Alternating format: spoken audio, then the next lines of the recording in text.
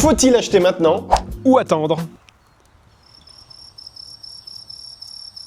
Franchement, c'est une question qu'on me pose tout le temps. Que les prix baissent encore et encore, ou que les taux redescendent. Sur le papier, cela peut sembler logique. Mais dans la vraie vie, personne ne maîtrise vraiment le timing parfait. Parce que si tu attends une baisse hypothétique, tu prends aussi le risque qu'un bien te passe sous le nez. Et pour les taux, il faut aussi rappeler une chose importante. Pendant des années, on a connu des taux extrêmement bas, presque anormaux à l'échelle de l'histoire du crédit immobilier. Aujourd'hui, on est revenu sur des niveaux plus classiques. Le problème, c'est que beaucoup de gens ont encore en tête des taux ultra bas. Ils ont du mal à accepter les taux d'emprunt entre 3 et 3,5. Vouloir attendre le moment parfait, c'est un peu comme attendre les soldes pour un vêtement que tu adores.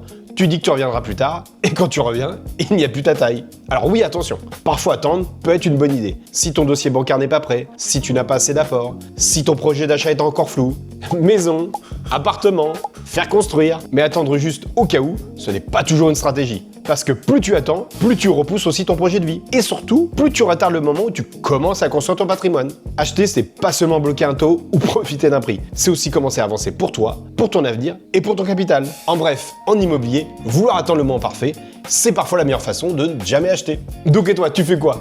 Tu achètes ou tu patientes?